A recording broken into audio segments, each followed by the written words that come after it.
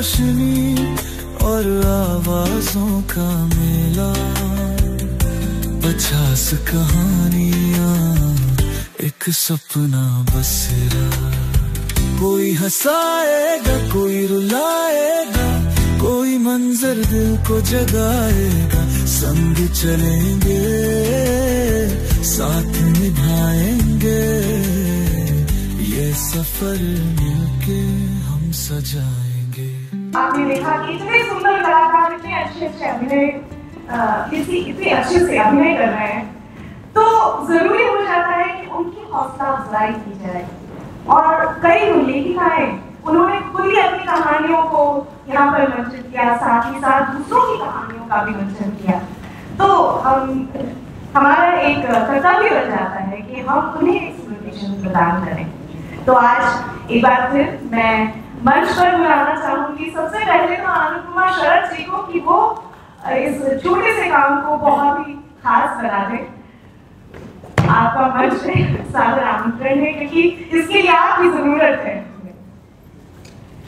और जिन कलाकारों को, वैसे ये खुद एक बहुत ही उम्दा मची हुई कलाकार है, लेकिन जिन कलाकारों को आज हम ये स्मृति चिन्ह दे रहे हैं मंच कृति समिति से जुड़ने के लिए, उन कलाकारों के नाम में लेना चाहूंगी। आपसे अनुरोध है कि आप मंच पर पधारें। सबसे पहले अशोक सिन्हा जी। अशोक सिन्हा जी,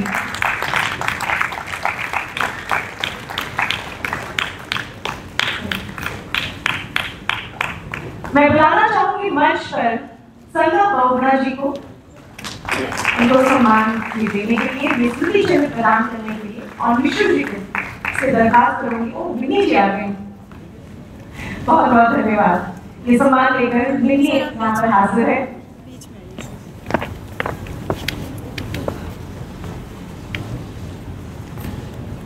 ये छोटा सा स्मृति चिन्ह अशोक सिन्हा जी के लिए मंच कृति समिति से जुड़े रहने के लिए और कितना सुंदर मंचन करने के लिए, और कलाकारों के लिए देखिए तालियां बहुत जरूरी है।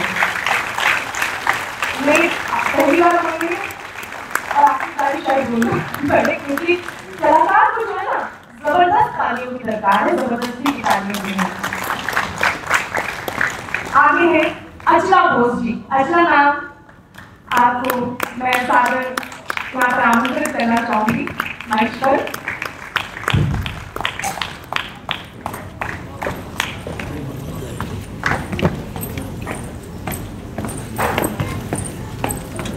करतल ध्वनियों से उनका स्वागत।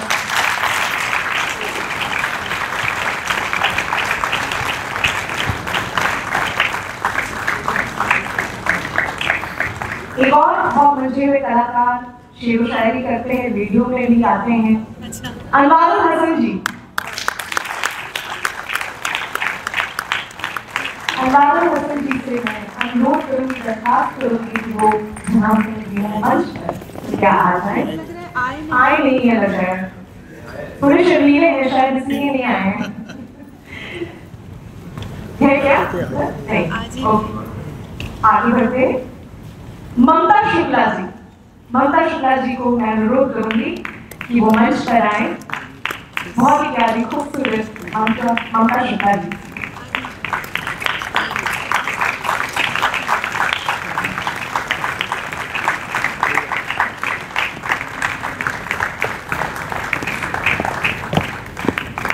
मंच कृति समिति से आप जुड़ी हैं, आप लोगों ने इन नाटकों में नाटक या कहानियों का मंचन हो रहा है नाटकों के रूप में, जिसमें आप समय समय पर आती रहिए। आप सबको बहुत बहुत बधाइयाँ और बहुत बहुत धन्यवाद अंकिता जी आपको, संगम बहुगुणा जी संगम सर आपको बहुत बहुत धन्यवाद। आप अपना स्थान ग्रहण करें, बहुत जल्दी हम आपको मंच पर फिर बुलाएंगे।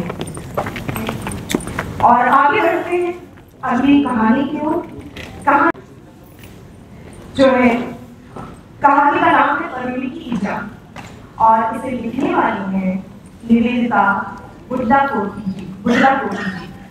निवेदिता बुड्ढाकोटी के बारे में बहुत सारी बातें मुझे पता चली है कि 1985 से आप कहानी लेखन कर रही हैं। आपकी 2 कहानी संग्रह जो है वो प्रकाशित हो चुके हैं, हर्डल रेस कादम्बरी प्रकाशन नई दिल्ली से। इस कहानी संग्रह को 1994 में उत्तर प्रदेश हिंदी संस्थान द्वारा महादेवी वर्मा नामित पुरस्कार से सम्मानित किया गया। यही सम्मान एक बार फिर उन्हें मिला 2003 में। इस बार जो उनका कहानी संग्रह था वो था विस्तृत नभ का कोई कोना। विश्व हिंदी उत्सव मॉरिशस 2019 में हिंदी में रचनात्मक योगदान के लिए आपको सारस्वत सम्मान से अलंकृत किया गया और आपकी सभी कहानियां प्रतिष्ठित पत्रिकाओं जैसे धर्मयुग, साप्ताहिक हिंदुस्तान, कादम्बरी, नवनीत, हंस, सारिका, वाकर आदि में प्रकाशित हो चुकी है।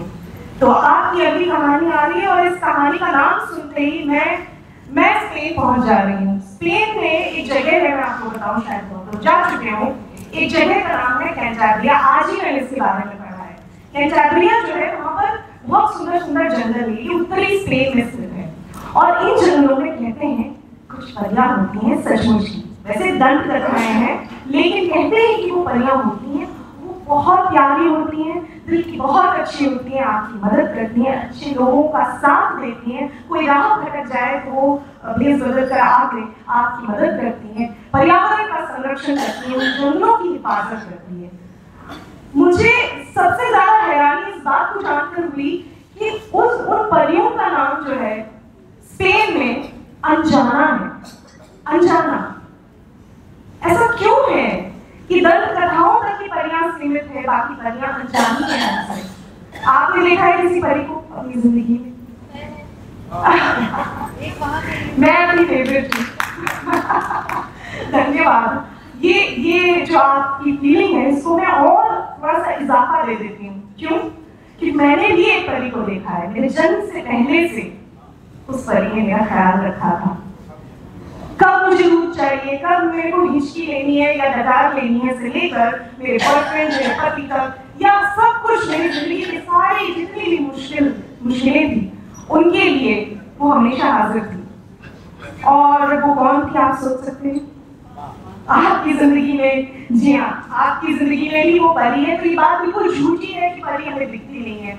और परी, इस परी को अब क्या कहते हैं मैं बताती हूँ। लिख के लाई, मराठी में आई, तमिल में ताई, मलयालम और कई अन्य भाषाओं में अम्मा, वैसे उर्दू में अम्मी, भोजपुरी अवधी वगैरह में आप माई बोलते हैं, ब्रज भाषा में आप कहते हैं मैया, इंग्लिश में कहते हैं मदर, वैसे आप माँ कहते हैं, और पहाड़ी में कुमाऊं भाषा में से कहते हैं ईजा। मुझे ये भी बात आज ही पता चली। मैंने 3-4 लोगों से पूछा और ये बात मुझे आज ही पता चली।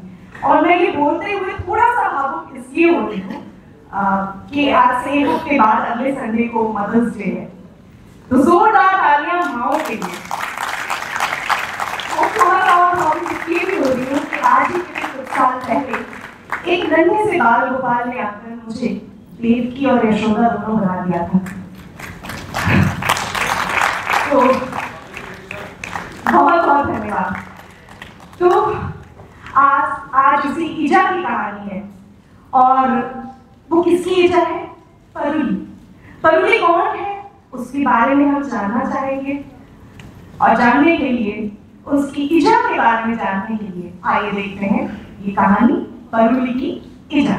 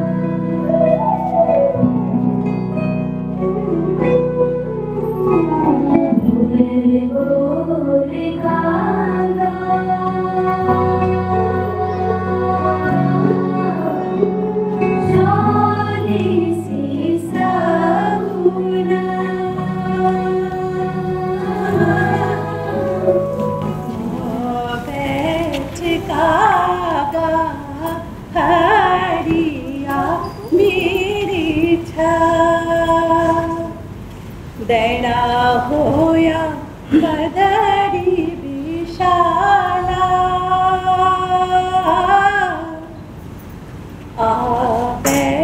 टिकागा हरिया मेरी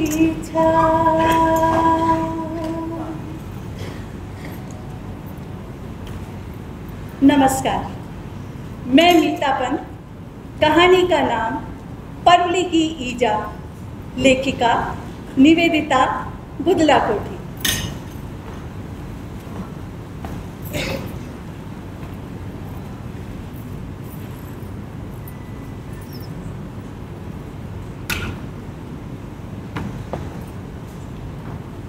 विवाह के 10 दिन पूर्व ही हमारा पूरा परिवार जुड़ गया है। अब कल बनारस वाले कैंजा के आने और हम घर के बच्चों के रात तक पहुंचने तक मेहमानों के आने का सिलसिला भी शुरू हो जाएगा। इस बार पूरे रिश्तेदारों के आने की संभावना है। कम से कम एक परिवार से एक सदस्य तो आएगा ही आएगा, क्योंकि ये हमारे परिवार की इस पीढ़ी की सबसे आखिरी शादी है और फिर नई पीढ़ी का नंबर आने में तो अभी बहुत समय है। आजकल 10 दिन पहले मेहमानों का आना बड़ा अटपटा लगता है ना। 10 दिन पहले, अरे बाप रे, इतने दिनों में तो शादियां तय होकर बारात जाकर वापस भी आ जाती है और कहीं कहीं तलाक भी हो जाता है। मेरी पड़ोसन के मुंह से अचानक निकल गया, ना बाबा, हम तो ऐसी शादी पसंद नहीं करते। मेरी सहेली ने बेझिझक अपना वक्तव्य दे डाला। हम सब बहुएं बड़ी शान और शौकत से इस परिवार में लाई गई और ये तो हमारे सबसे छोटे देवर की शादी थी। वास्तव में इन त्वरित विवाहों के युग में आज भी पहाड़ी परिवारों में रंगवाली पिछौड़े, तिल्ली के काम के शनील के लहंगे और 6 इंची व्यास की बड़ी बड़ी नथों का अपना अलग ही महत्व है। हर विवाह ढोलक की थाप से, सुआल बधाई से शुरू होकर न जाने कितने रीति रिवाजों से गुजरता हुआ अंत में मेहमानों को पिठिया लगाकर उन्हें नारियल देने तक संपन्न होता है। ऐसे विवाहों का आनंद वही उठा सकता है जिसने इसमें प्रारंभ से अंत तक गीत गाए हों, डब्बे मारे हों, किसी के गुणों को सराहा हो, किसी के दोषों की चर्चा की हो, चुगलियां करते हुए रत जगे किए हो। बनना इतने दिन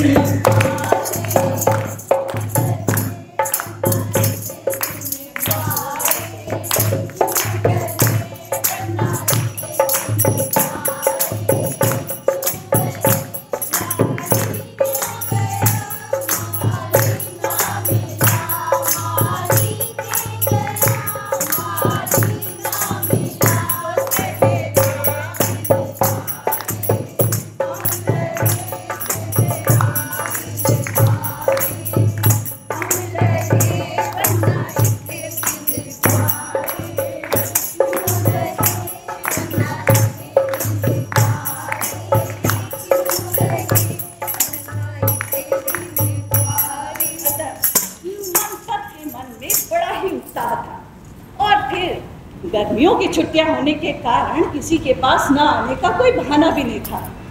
वैसे भी इतनी सड़ी गर्मी में पहाड़ की ससुराल उतनी बुरी भी नहीं लगती है। इसीलिए हम सबके मन में बड़ा ही उत्साह था। हम सब 6 बहनें, 5 बहुएं, 2 बेटियां, 2 दामाद अपनी पूरी रेजगारी के साथ उपस्थित थे। मेहमानों के आने का समय था, अचानक से खुसुर खुसुर होने लगी और सुनाई देने लगा कि परुली की ईजा आ गई है। हमने कहा, वाह, शादी का असली मजा तो अब आएगा। इतने सालों में तो पहाड़ जैसे छूट ही गया। ओ भाई, और भी कैसे शादी का दौर है भाई?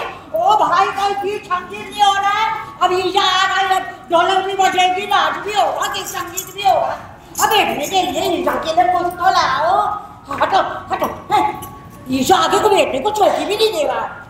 हाँ ले क्या शाबाश, ये हुई ना बात। लेकिन इस बार यहाँ के बारे में परुली की ईजा से पूरा अपडेट होकर जाऊंगी। किसकी लड़की किसके साथ भागी, किसको पिछली पूर्णिमा में देवी आई और किसी को गोलू देवता ने दर्शन दिए।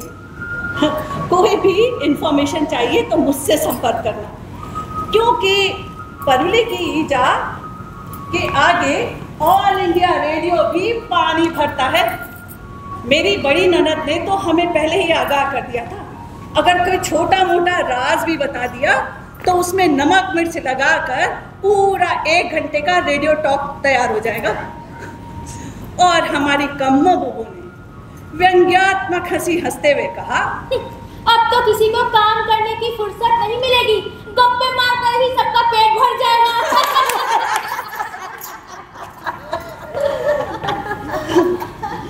तो परुली की ईजा के आगे सबकी पेशी हुई। सभी ने एक साथ उनके चरण स्पर्श किए। कोई उनके लिए पानी ले आया, कोई मिठाई ले आया, कोई चाय का गिलास ले आया।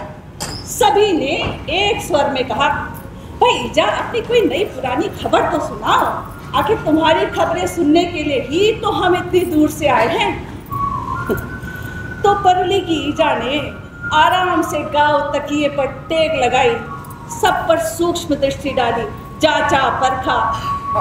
वैसे तो उन्हें हर बेटी के ससुराल और हर बहू के मायके का पूरा चिट्ठा याद है, पर वातावरण को हल्का बनाने के लिए उन्होंने कुछ जुमले भी उछाले।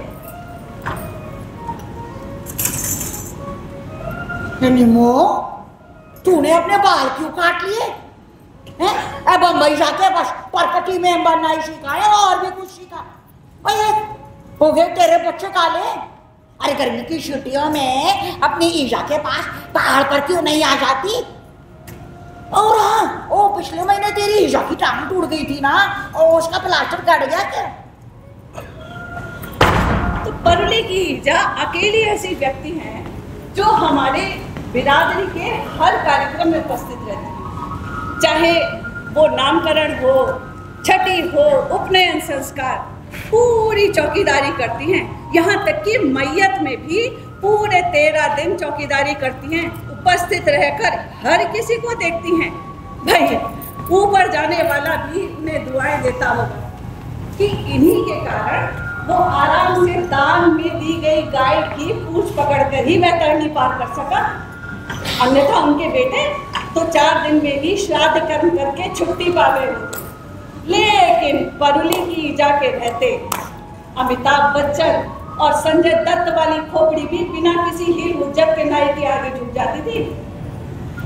संभवतः यही कारण है कि इन्हीं उपकारों से मिली दुआओं के कारण भी इनका इतना रुतबा आज भी बना हुआ है। परुली की ईजा एक बेहद साधारण व्यक्तित्व की विद्या है। आंखों में काला चश्मा, जिसकी एक ही कमानी है, दूसरी का काम एक डोरी से लिया जा रहा है।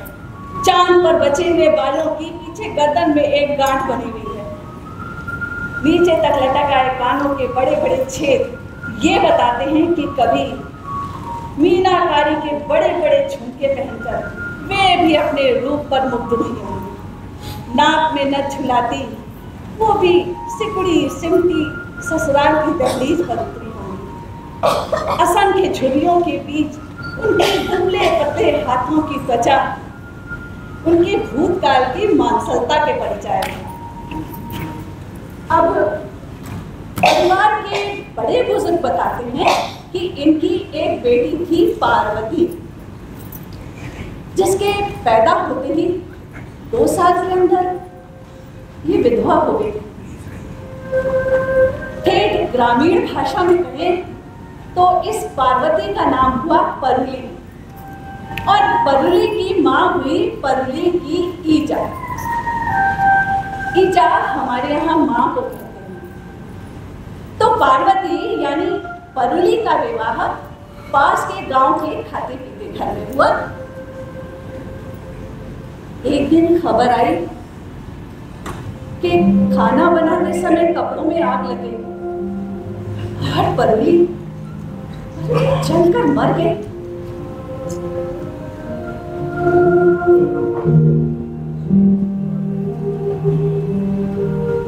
परुली तो कब के चले गई, लेकिन उसकी ईजा आज भी जीवित है।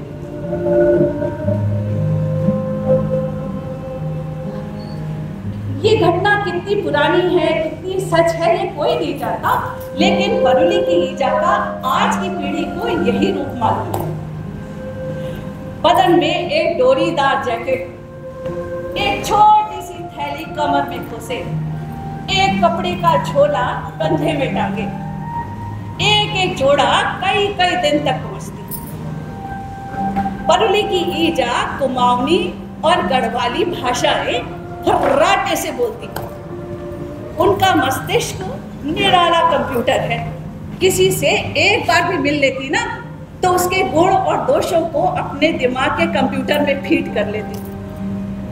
अगर कोई उनकी बुराई करता तो वो उस अपमान का ऐसा बदला लेती कि उसे भी छठी का दूध याद आ जाता। संभवतः यही कारण है, इनके इसी गुणों के कारण न जाने कितने रिश्ते टूट गए, लेकिन कुछ रिश्ते बन भी गए। लेकिन कोई भी परुली की ईजा की बुराई मोल लेना नहीं चाहता। कुल मिलाकर उनके अंदर इतना सामर्थ्य भी नहीं है कि वो दूसरों की दुर्बलताओं से लाभ उठा सके। इसीलिए बेचारी को कई कई जगह दुत्कार भी दिया जाता। लेकिन कोई भी इनकी बुराई मोल लेना नहीं चाहता, क्योंकि हर किसी को अपनी प्रशंसा सुनने, अपनी प्रसिद्धि को फैलता देखने की एक सहज मानवीय कमजोरी होती है। हमारी माँ जी को भी अपने सुयश की कुछ अधिक ही चिंता रहती, इसीलिए वे परुली की ईजा की विशेष सत्कार आदर करती। लेकिन हमारी कम्मो बुबू को परुली की ईजा फूटी आंख नहीं सुहाती। हमारे पिताजी समाज सुधारक होने का दावा तो नहीं करते, लेकिन जो यातनाएं कम्मो बुबू को उनके ससुराल की ओर से मिली सुनकर द्रवित हो गए और उन्हें घर लिया। तब से ये हमारे परिवार का हिस्सा बन गई और हम सब इन्हें कम्मो बुबू कहकर पुकारने लगे। इसी कम्मो बुबू ने इस बार भी परुली की ईजा को शादी में निमंत्रण देने का विरोध किया। तो हमारी माँ जी ने समझाया, अरे बेकार में हमारे बारे में इधर उधर उल्टी सीधी बातें करेगी, इससे अच्छा बुला ही लो ना। अरे क्या है, शादी का घर है, मेहमानों की तरह आकर रह जाएगी, थोड़ा बहुत खा पी लेगी तो हमारा क्या ले जाएगी, रौनक ही लगाएगी ना। अतः परुली की ईजा को बाकायदा निमंत्रण देकर बुला लिया गया और वे आके ही ढोलक लेकर बैठ गई और जब तक रही कुछ न कुछ गुनगुनाती ही रही। हो बन्ना इतने दिन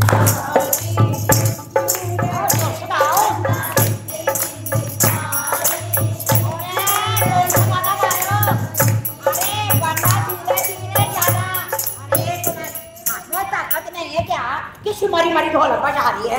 हाँ, बन्ना धीरे धीरे, बन्ना धीरे धीरे जाना ससुराल गलियां, बन्ना धीरे धीरे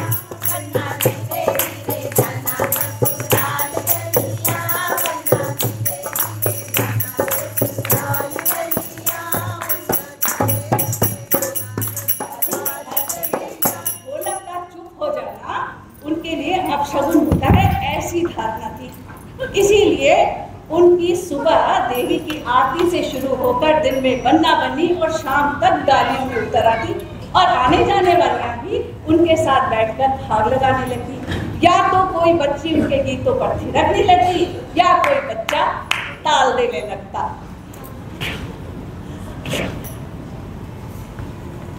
कोई हंसना मत देखो जी बारात सज गई है, कोई हंसना मत देखो जी बारात सज गई है, कोई हंसना मत देखो जी बारात सज गई है, कोई हंसना मत देखो जी बारात सज गई है। और सभी लोग ये पूछ रहे हैं कहाँ बनेंगे मामा, सभी लोग ये पूछ रहे हैं कहाँ बनेंगे मामा,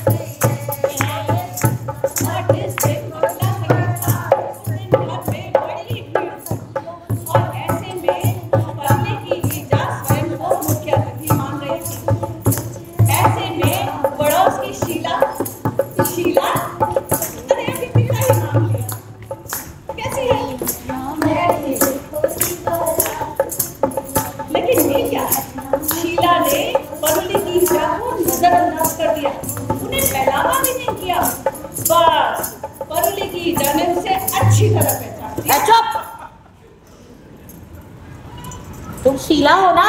हाँ। और जोशू की चली? मैं तो देखते ही पहचान गई थी, क्योंकि तुम्हारे खानदान में ही लड़कियां गले में बिना चोरे डाले घूम सकती है। और क्या, तुम्हारी ईजा ने तो पागल पर आना ही छोड़ दिया, तो क्या मुझसे अपना पाप छुपा लेगी? मुझे सब पता है, वो वहां पर प्रदेश में मांस खाती है और बाल कटाकर पराए मर्दों के साथ घूमती है। हाँ, और तुम्हारी दादी तुम्हारी दादी कशियारे की बेटी थी, तुम्हारे दादा की छोटी बेबी, और तुम्हारे नाना ने एक महीने के लिए उसको तुम्हारे दादा के हाथ में बेच दिया था। मुझको सब पता है। हाँ? आई बड़ी। इससे पहले कि शीला की 7 पुस्तों का इतिहास बांचा जाना पूरा होता, वो वहां से उठकर चली गई। लेकिन इस घटना से हर कोई संभल गया, विशेषकर परुली की ईजा के लिए सतर्क हो गया। इसीलिए कुछ अप्रिय घटनाएं घटने से बच गई। किसी ने एक शब्द भी नहीं कहा, क्योंकि सब जानते थे कि बात राई रत्ती भर सच थी। लेकिन परुली की ईजा तो सर्वज्ञ थी, सर्वद्रष्टा थी। इसीलिए छोटी मोटी गलती भी हो जाए, कोई चूक भी हो जाए, तो वो पहचान जाती थी। जैसे किसी नई माँ ने अपने बेटे के लिए तवे पर रोटी चढ़ा दी, बस उन्होंने तो हंगामा खड़ा कर दिया। वो तो कहो कम्मो बुबू ने तवा हटाकर कढ़ाई चढ़ा दी। शादी के घर में तवा नहीं चढ़ सकता तो क्या हो गया, कढ़ाई में तो रोटी बन सकती, कहकर परुली की ईजा का मुंह बंद कर दिया। वैसे परुली की ईजा जिन बातों के लिए दूसरों को टोकती, स्वयं भी उसे मानती। जैसे किसी विधवा का एकादशी के दिन प्याज खाना उनकी नज़र में पाप था, तो वे भी अपने वैधव्य का नियम पूर्वक पालन करती थी। एक समय खाती, शाम को दूध, फल, मेवा, मिठाई से ही काम चला लेती, और कभी कभी मखाने और पोस्ते की फरमाइश भी कर देती बेचारा। लेकिन हमारी माँ जी भी पूरा इस बात का ध्यान रखती कि हम बहुएं और बेटियां कुछ न कुछ लेकर हर समय उनकी सेवा में उपस्थित रहे, ताकि उन्हें किसी के बारे में कोई भी गलत टिप्पणी करने का मौका ही ना मिले। खैर जो भी हो, अखबारी भाषा में अगर कहें तो छिटपुट वारदातों को छोड़ दें तो कोई बड़ा हादसा नहीं हुआ और विवाह शांतिपूर्वक संपन्न हो गया। बहू के आते ही परुली की ईजा ने उसका एक एक गहना देखा, चाचा परखा, कौन चांदी का है, कौन सोने का है, कौन हीरे का है, ससुराल से क्या चढ़ावा गया, मायके से क्या आया। देखते ही देखते उन्हें सब कंठस्थ हो गया। फिर तो बहू के घर वालों के लिए ऐसी ऐसी गालियां गाई गई कि छठे में बदमाश भी घबरा कर अपना कान बंद कर ले। और ये सिलसिला नव विवाहित के नैनीताल हनीमून जाने तक चला।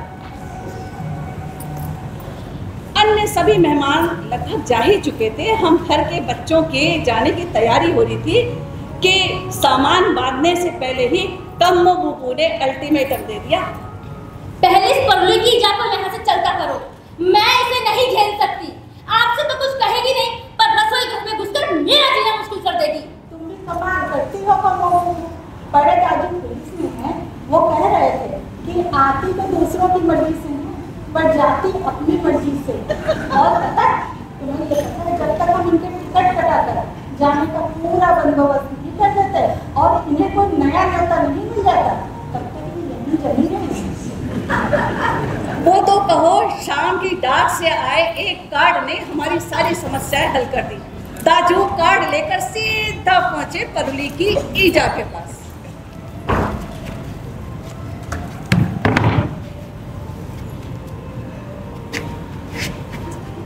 ओ बल्लीजा, ओ बल्लीजा, वो हल्द्वानी नहीं जा रही? खेमचंदा चली क्या मैं?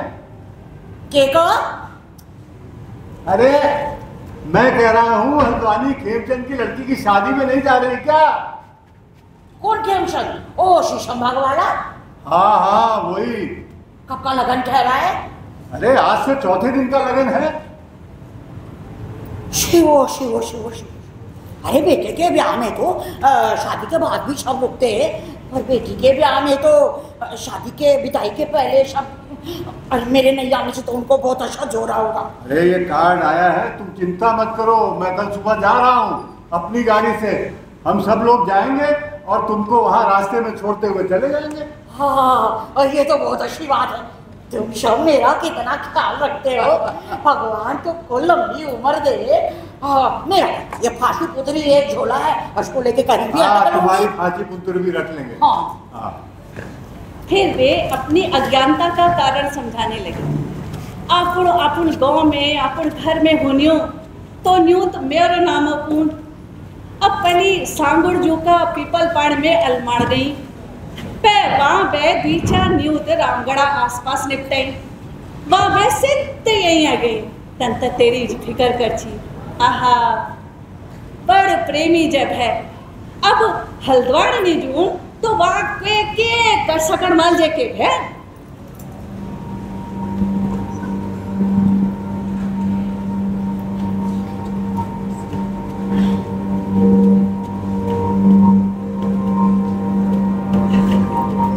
मैं कह रही थी ना कि इसे मत बुला, ये एक नंबर की चोर है। अरे हुआ क्या? ये तो बताना। मिठाई के पैकेट अपने बैग में छुपा कर ले जा रही है। क्यों शर्म नहीं आती? जिस थाली में खाती है उसी में छेद करती हो।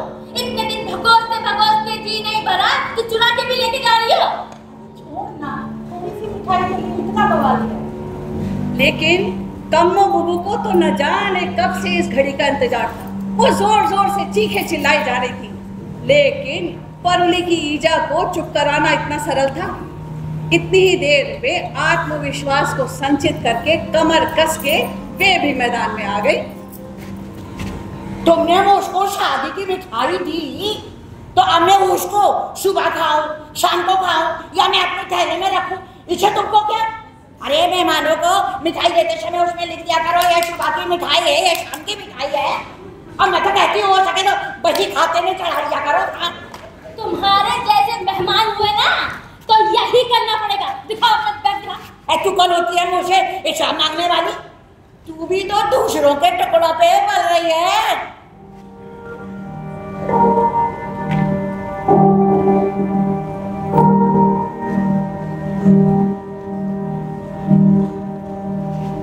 दिन भर खटती हूँ, पूरा घर संभालती हूँ, तब जाके 2 वक्त की रोटी नसीब आती है। पूछो इनसे, पूछो बदले में क्या दिया है मुझे? कभी मुझे अपना समझा है? पर खैर जो भी हो, तुम्हारा बैग तो मैं खरीद कर ही रहूंगी।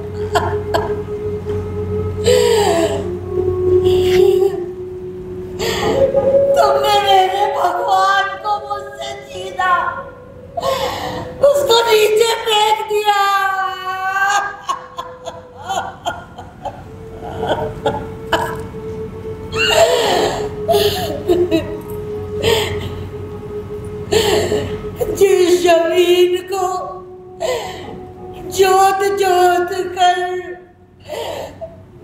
अपनी परली को पाला, उसी जमीन को अपने ब्याह की खातिर बेच कर खुद भी चल दी।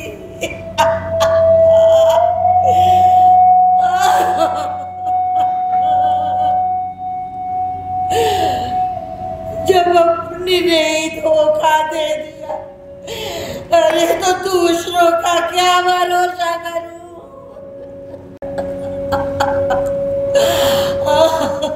तुम्हारे पास अपनी कहने को पोटली तो है, मेरे पास तो वो भी नहीं है। तो मुझसे जलती क्यों है? और तेरे पास रहने को एक ठौर तो है, मैं तो कहीं की भी नहीं।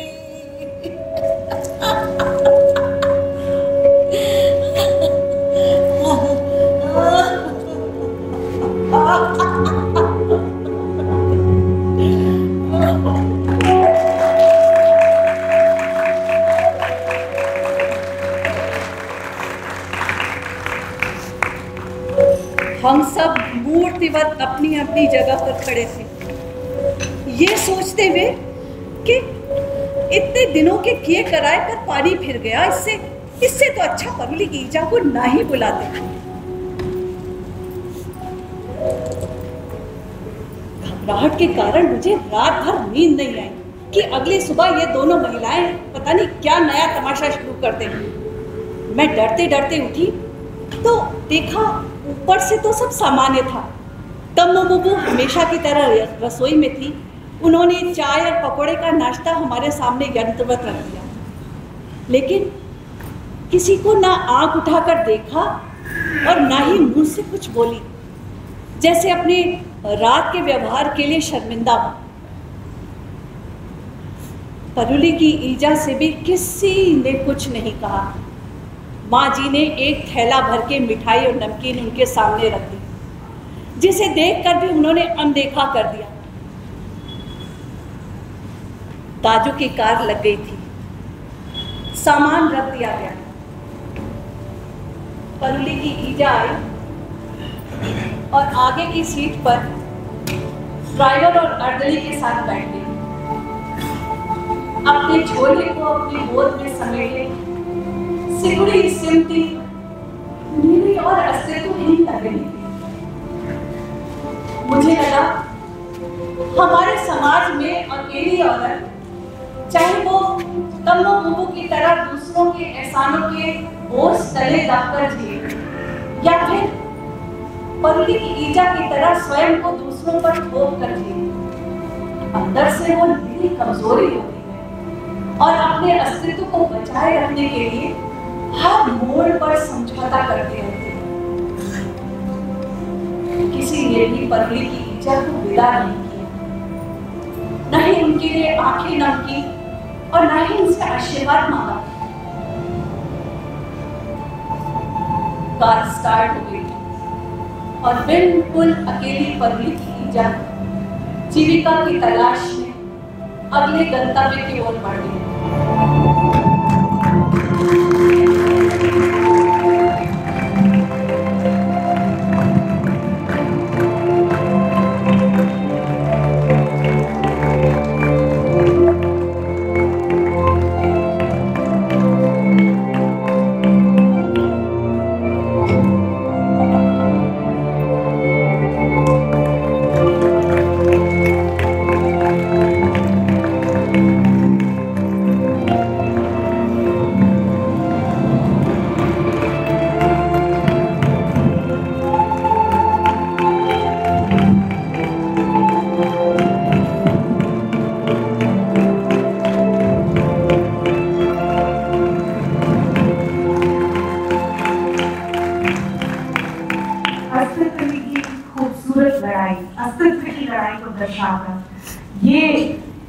ये कथा सागर परवली की इजाजत और इसमें परवली की इजाजत के रूप में आपने देखा शानदार अभिनय अर्चना शुक्ला जी का।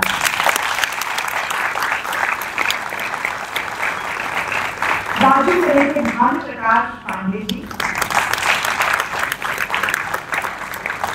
कमू शीलू मलिक,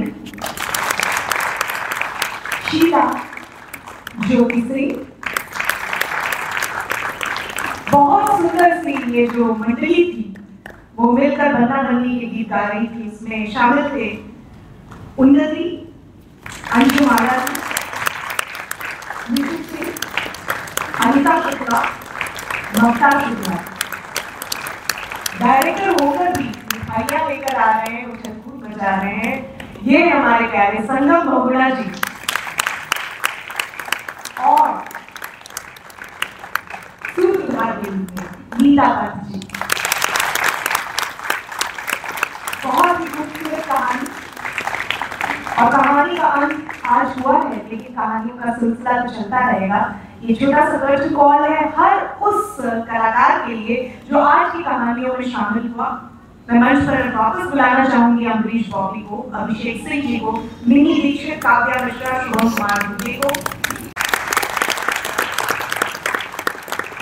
अभी तो रह गया ना, नींव को याद करना जरूरी है। हम खोद के नहीं निकाल सकते क्योंकि ढांचा जो है वो गिर जाता है, लेकिन इमारत पुख्ता है। इसका सबूत मिलता है कि नींव की ईंट भी बहुत बुलंद है। तो आइए मंच पर बुलाते हैं दोनों निदेशकों को, विकास श्रीवास्तव जी और संगम बहुगुणा जी। विकास करूंगी कि वो मध्य में आ जाए। साथ ही साथ मैं निवेदन करूंगी निवेदिता जी, आप भी आ जाए मंच पर, आपकी कहानी में क्या धूम मचाइए। और स्वर्गीय स्वरूप कुमारी बख्शी जी की पुत्री प्रोफेसर मानवीय जी, मैं आपसे निवेदन करूंगा आप मंच पर आइए। बहुत बहुत धन्यवाद आपका, जोरदार तालियां इन सब के लिए, आज की प्रस्तुति के लिए बहुत खूबसूरत रही और देखते देखते इतना वक्त बीत गया हमें पता ही नहीं चला। वैसे मैं बता दूं ऐसी ही सुंदर प्रस्तुतियां कल भी आपके लिए हैं। कल 4 तारीख है और चौधरी का चांद है क्योंकि 14वां दिन है, ठीक है। तो उस दिन क्या क्या कहानियां मैं एक झलक बता देती हूँ। जो पहली कहानी है उसका नाम है सीढ़ी। सीढ़ी जिस कहानी को लिखा है डॉक्टर अमिता दुबे जी ने। अगली कहानी जी आप गोद भराई में आएंगे, किसी गोद भराई क्या होगा ये सब भी आपको पता चलेगा। ये कहानी लिखने वाली है संध्या सिन्हा जी। और तीसरी कहानी उसमें हम गोताखोरी करवाएंगे क्योंकि आपको ढूंढ निकालना है एक ऑक्टोपस को। तो कल मिलते हैं एक बार फिर से। इजाजत दीजिए मुझे मधुमिता को और हम सबको। नमस्कार।